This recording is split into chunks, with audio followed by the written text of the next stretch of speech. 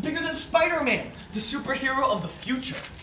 Hate to break it to you, but Stan Lee, not Asian. I know that. I'm just saying. Look, it's not an issue. My superhero is gonna be normal. He's not gonna be, you know, like us.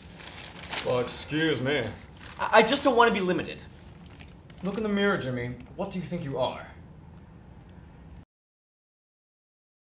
When I heard about Silk Road's mission to kind of do works to kind of link East Asian works to South Asian, to Middle Eastern and Armenian and Mediterranean, I really thought, you know, this is maybe the wave of the future, because it's no longer sufficient to be kind of in our individual ghettos, that we really need to be seeing how these experiences relate to one another. It's not just about like, we're minorities sharing this story. It's like just people sharing this story to everybody. I got this new book. His name is Rosanjin Kitaoji. His parts are... You have to look.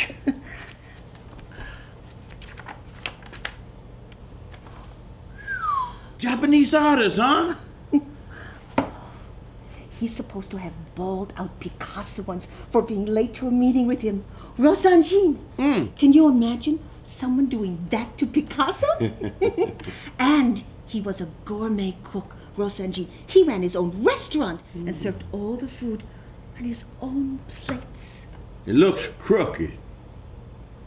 You use a hand wheel, it's not going to come out straight like some machine. Well, I don't know. It looks crooked to me. You don't know how to look at it. That's part of the Japanese aesthetic. Yeah, but this part here is sagging like it had a stroke.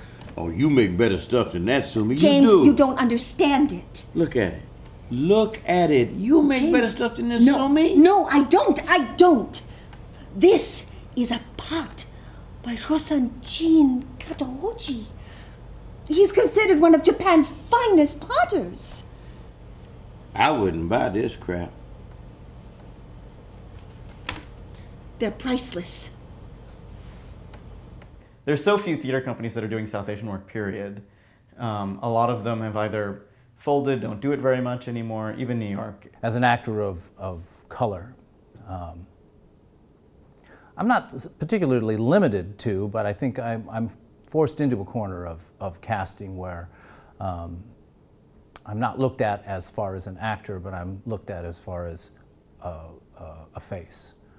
One of the things that I ran into with a lot of casting directors here in the city, they would say to me over and over again, off the record of course, they would say things like, you know, if you were a white actor, you'd be working a lot more than you are, which I thought was really interesting because they saw me as this Asian actor. After I had my audition, they would always say, you know, there's Silk Road Theater Project. I don't know if you know anything about them.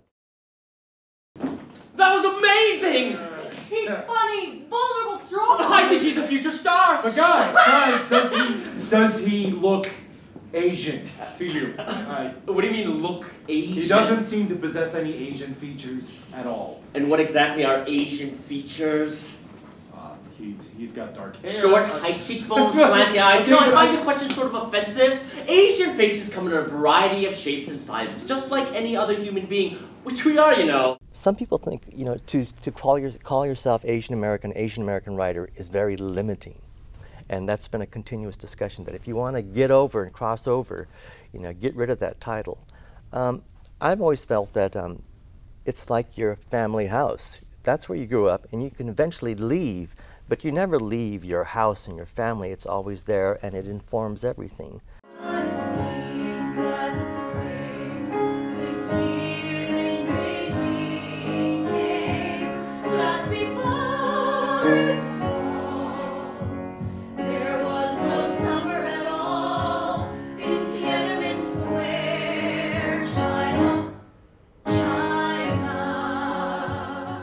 We still need theaters that, if you will, focus on stories that explore the lives of other Americans, cultures that we may not necessarily see represented on the stages. And the fact is, it isn't just people from those cultures who want to see those plays. Everybody wants to see those plays. To a lady, the sweetest and most fragrant flower. No. Could you all please talk about someone else now? Husband, third wife is correct to shine the light on first wife. Hey, Without her leadership, this entire village would have rotted away, and the first rain washed it out to sea.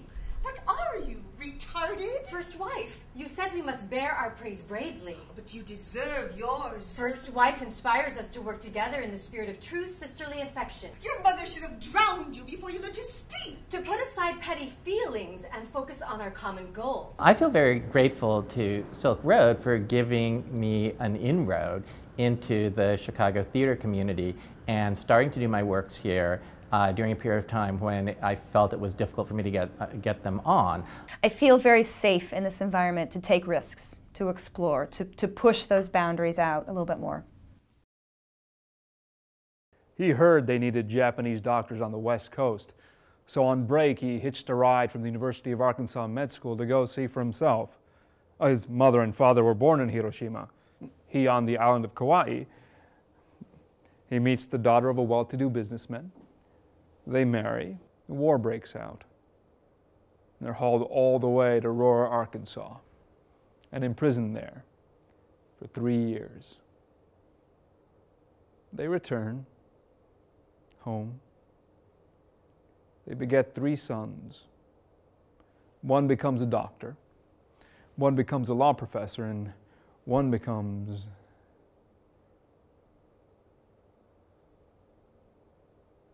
It's exactly what all of us kind of want to do as performers. We want to leave an audience thinking.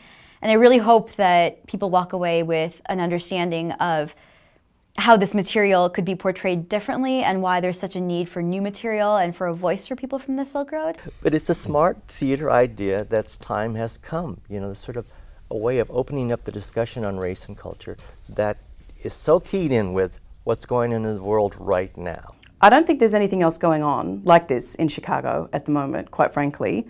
Not only something that sort of brings Silk Road people together who are performers, but who something that's specifically addressing our history and our stories and perceptions of us as people. Because it's such a small community of minority actors in Chicago, especially Asian and South Asian, it's just wonderful to see people who've been around and get to continue to work with them, and people who are up and coming and just being still a part of this fabric in Chicago theater. Jamil and Malik are really great because they bring such a great level of collaboration and artistry to this whole process, and I think that it's really reflective of Chicago theater. I'm just very impressed with their business savvy, with their commitment to the arts, with their desire to really ask the tough questions that I think a lot of people maybe aren't asking.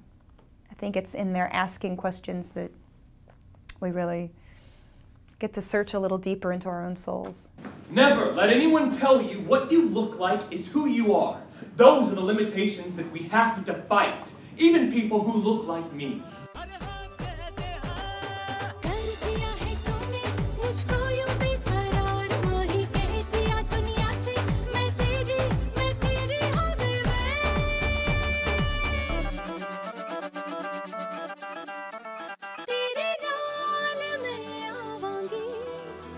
ससुरा